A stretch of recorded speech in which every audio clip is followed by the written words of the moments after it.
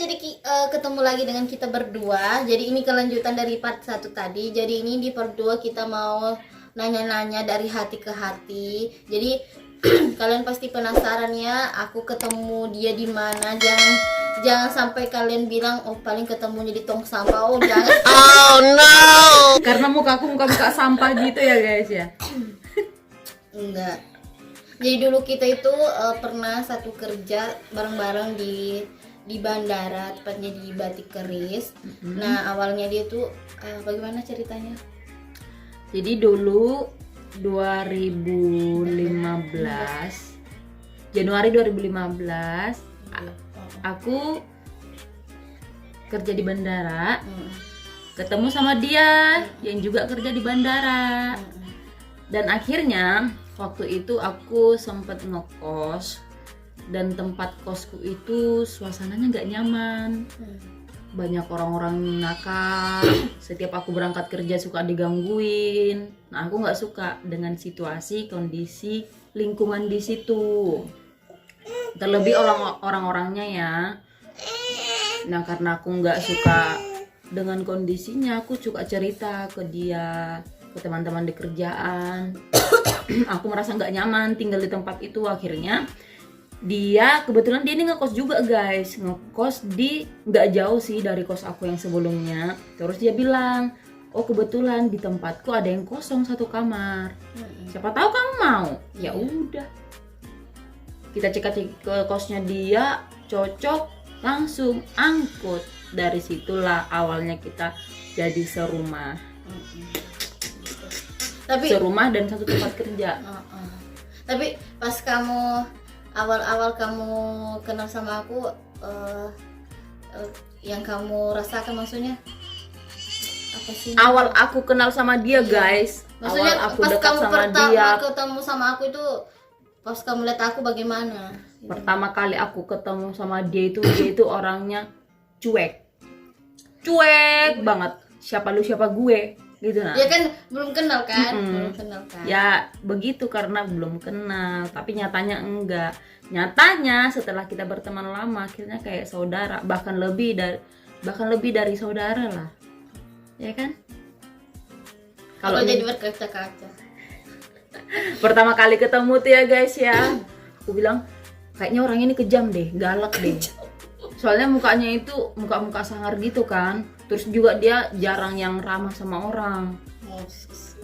Iya, pertama-tamanya Itu pertama kan. Padahal aslinya aslinya wah gitu ketawanya. Aslinya begitu.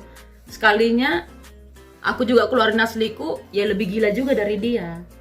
Jadi aku ini orang Bugis, terus dia orang Batak. Nah namanya orang Bugis sama orang Batak ketemu kan suaranya sama-sama keras ya, cocok aja sih. Banyak sih guys kisah-kisah kita dari awal kenal sampai akhirnya serumah, sampai akhirnya dia pergi menikah. Nah yang paling aku terpukul itu ya guys ya, aduh aku mau nangis. Apa? Pas aku menikah. Iya. Anda pas kamu di rumah sakit dulu itu nah, kamu Enggak, yang masuk. Oh iya, aku juga dulu sering sakit, sering masuk rumah sakit. Iya dia tuh sering sakit, nggak tahu apa. Aku kuat begadang guys, terus aku kalau malam nggak pernah tidur. Terus lucunya dia itu kalau sakit pasti sakitnya di tanggal tua. Iya.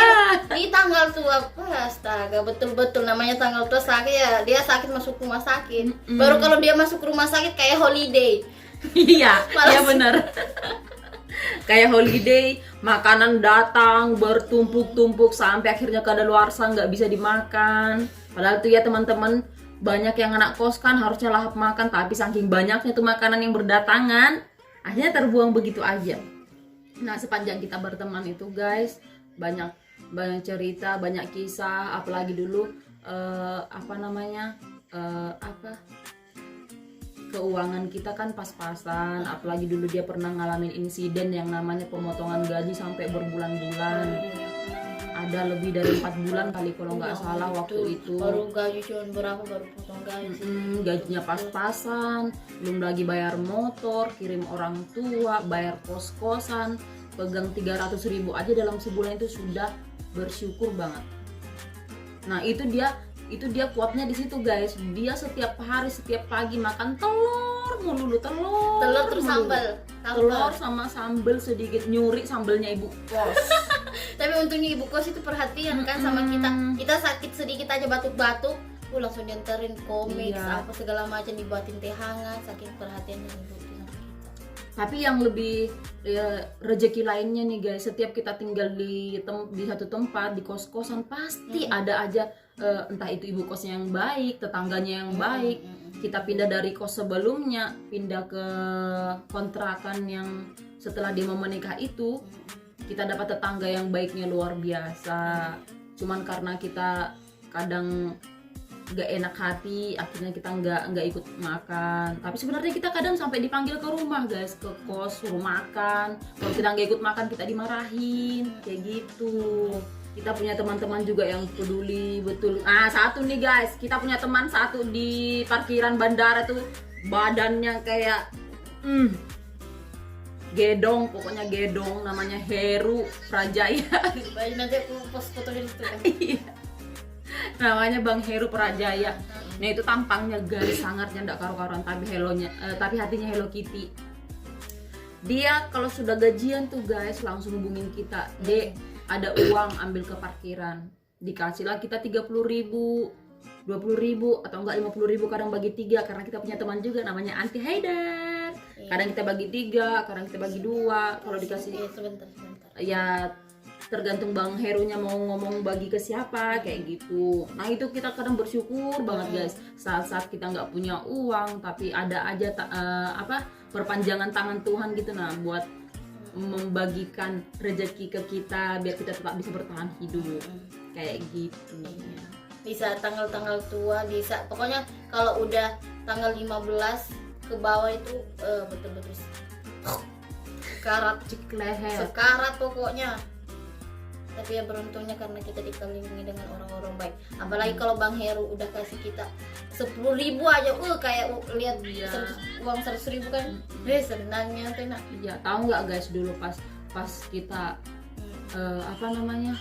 uangnya pas-pasan banget lah pada bulan-bulan itu. Kita beli kalau orang lain kan ya habis gajian makan enaknya pergi ke mall lah, apalah, Solaria segala macam, per lunch. Kalau kita Kentucky pinggir jalan aja, Kentucky pinggir jalan yang harganya 8.000 dada 8.000 itu sudah paling enak. Ya itu biasanya kan aku yang beli Kentucky-nya, kamu yang beli sotonya. Soto yang di depan kosan kita itu kan. Itu makan enaknya dulu. Makan enak pokoknya, tapi itu cuman enaknya sehari doang. Iya. Sehari doang, besoknya Habis itu kita terus pada akhirnya dia pergi menikah guys. Di situ aku ditinggalin di kontrakan sendirian. Jadi kamu galau loh. Aku galau. Kamu galau betulan pas aku nikah hari itu. Galau, nangis aku sampai aku kayak cerita. hatimu pergi separuh. Sampai aku cerita ke Mbak Ode. Apa kamu bilang? Bilangin aku kayak kehilangan teman hidup lah. Walaupun sebenarnya teman banyak, tapi kan teman di rumah kan udah nggak ada. Dia pergi menikah, lama lagi di kampung, lumayan lama, 2 minggu kalau nggak salah waktu itu. Iya. Terus juga aku berharapnya ya bakalan begini. Aku sama dia ini sebenarnya paling dekat guys, tapi kalau masalah dibilang foto sama dia paling jarang banget. Kalau sama yang lain kan kayak teman-teman yang lain ya banyak aja, karena mungkin karena kali ya, bedanya temen yang buat happy sama teman yang selalu ada, memang begitu kali, itu kali bedanya. Jadi sama dia memang aku agak cuek, tapi kalau misalnya aku kayak butuh apa-apa atau apa pasti mikirnya dia kayak gitu. Aku nggak pernah mikir ke teman yang biasa aku ajakin happy, aku pasti mikirnya dia. Tapi aku cuek di kehidupan sehari-hari, aku cuek sama dia. Bahkan kalau ngomong pun suka nyerocos aja kayak gitu. Nah dianya pun kayak gitu. Ya tapi sampai sekarang pertemanan kita tetap baik-baik aja sih. Jangan sampai kita berteman musiman gitu. Pas lagi sekarang dekat sama ini ya udah sama ini, nanti dapat yang baru, yang ini ditinggalin sama yang itu kamu terus. sindir siapa? Kamu sindir siapa? Aku nggak nyindir siapa-siapa. Nanti ada tersinggung. Kebanyakan kayak gitu kan manusia sekarang. dekat sama nanti habis sama itu berteman dengan yang sana lagi lupa kayak sama gitu, teman, lupa sama teman lama, teman susah itu jangan sampai kayak gitu. kan banyak kayak gitu. Sebetulnya jaga pertemanan itu cuma jalin komunikasi aja sih guys, nggak yang macem-macem, nggak yang mesti kamu yang ngasih apa Nanya kabar gitu, kamu ngapain Bor, apa iya, cuma jalin komunikasi aja. Itu baru teman. Kayak gitu. Teman happy itu kalah sama teman yang selalu ada. Bener banget. Teman yang kaya, yang punya segalanya itu bakalan teman yang punya segalanya itu tetap kalah sama yang teman punya sedikit tapi mau berbagi, kayak gitu. Oke guys, jadi cukup sampai di sini. Jadi seperti itu perjalanan kisah hidup kami berdua. Pokoknya kita itu benar-benar dulunya kita pernah jadi anak kos. Mungkin kalau ada anak kos yang lagi nonton, jadi ya namanya anak kos kayak apa sih? Makan mie, makan telur. Anak rantau tuh ya, yang dilihat orang enaknya aja. Mereka nggak bakal tahu sakitnya kita jalanin hidup di perantauan itu kayak apa. Namanya anak rantau kan semboyannya pantang pulang sebelum bawa uang, ya kan? Kita kan darah Bugis dan darah Batak kan itu darahnya darah apa? Darah muda, darah pejuang gitu. Iya. Nah, darah pejuang darah perantau. Darah perantau. Oke guys, jadi cukup sampai di sini video kali ini. Jangan lupa di like, komen dan subscribe, dan jangan lupa juga untuk share dan nyalain lonceng notifikasinya. Oke, see you di next video. Bye bye. bye bye.